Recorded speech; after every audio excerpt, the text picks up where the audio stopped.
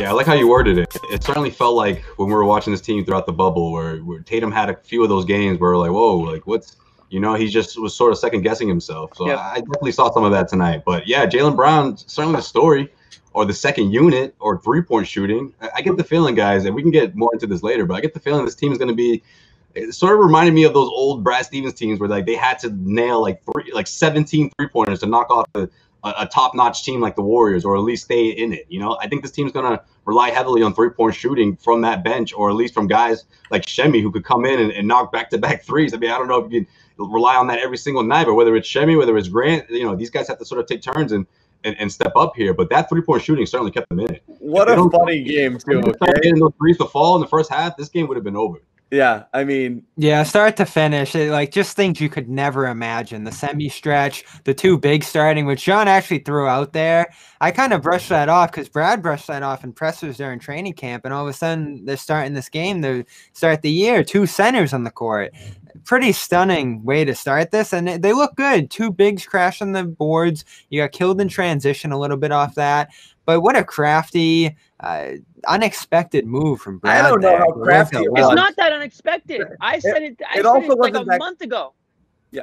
As soon as they signed Thompson. You don't see many teams that play like that. You did, but it also wasn't that crafty because the first quarter was their worst quarter until the fourth there, when they gave up that lead. But the first quarter, they were getting – I mean, Milwaukee almost put a 40 spot on them. Luckily, they stalled at 34 there with a couple minutes to go. But, I mean, they were at 25 points with like halfway through the quarter. They were killing that unit. Yeah, especially in transition. Holy wow! Defensively, the transition was rough, but you got yourself off to a pretty good offensive end of things rhythm-wise. Tice was actually sparing out the floor well, hitting 2 of his first 3 threes out there. Yeah. You got some rhythm shots for the Jays to start the game, and then I felt like the rotations spread out pretty well from there. I know Jimmy's made some pitches for Jeff Teague to start. Other people have done that. Well, he looks good in rotation, and then lineup was pretty interesting. Yeah, Thompson out. So this is the thing. It doesn't really matter who you start, but who they started put themselves in pretty good rotations for the rest of the night. That's fine, but again, the closing lineup was interesting there, where you had Teague, in late. You had and Thompson came back in, but he was out for a little bit. He came in for defense. That center duo is so great. They're just loaded in center of the chair. Yeah, did you just say that? They just have great options there. They have all of a sudden you're not leaning on Tice to be standing in there with 4 fouls ready to fall apart at the end there. They have a great situation at center this year. I mean, let's not say great. Let's say better. I don't know if I would say great. Let's say better. I thought they got excellent play from their centers tonight. They did, but I mean, let's not call this great. These aren't great centers. Well, what do you want? Karl Towns and Davis as your starter and backup? Come on. Call them what they are. We're talking relative to the league. They're pretty good centers. It's a great duo.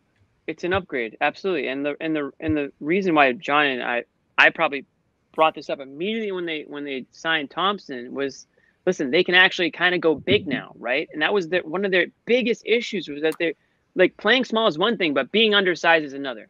Right, there's a difference there.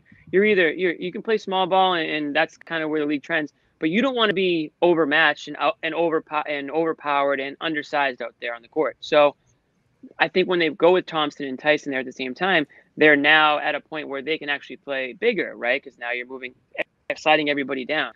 I did like the idea of Teague in the starting lineup only because I thought Marcus Smart would get in the way and shoot himself almost out of the lineup. But when Marcus Smart goes 0 for 3, I mean, that's the most stunning stat line of the night by far. I mean, he only took 3 shots. Well, you know what I mean? He ate the Drew Holiday defense all night long, so right, that was huge. Right, but you know what? Good on him for not forcing shots with the premier defender. Good on him, because that allowed a guy like Brown to look like Kobe in the mid-range, and it allowed Jason Tatum to take that shot at the end of the game. It allowed Jeff Teague to score 19 off the bench.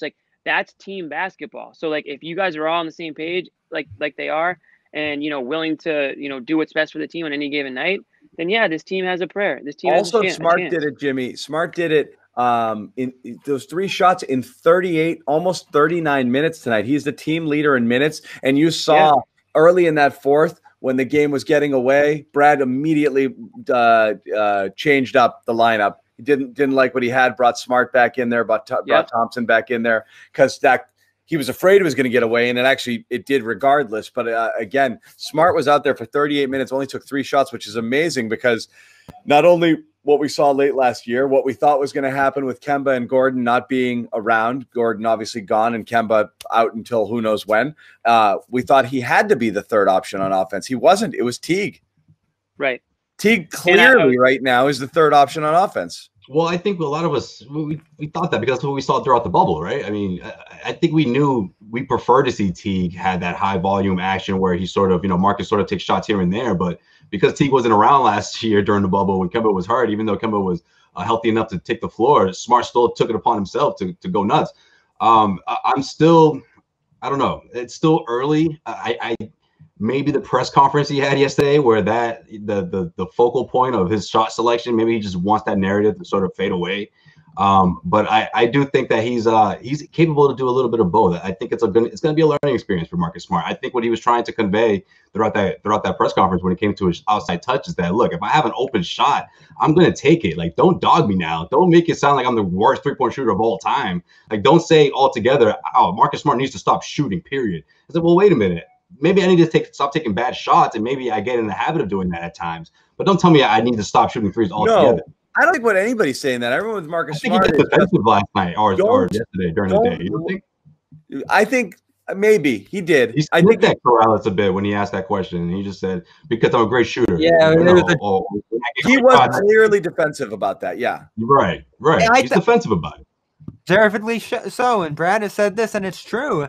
He has hit ginormous shots in game after game after game out of being fearless, and that's how he's molded himself into being a steady 3-point shooter. So you can't, we hound Ben Simmons all day for not avoiding it and not being willing to take it. I'd rather have the other end of the spectrum. Now, you like to have a fine balance, especially on a night like this, given this matchup, what he drew from Jrue Holiday, the position he needed to be in as a playmaker. But there's other nights where it'll probably call for him to take a high level of shots.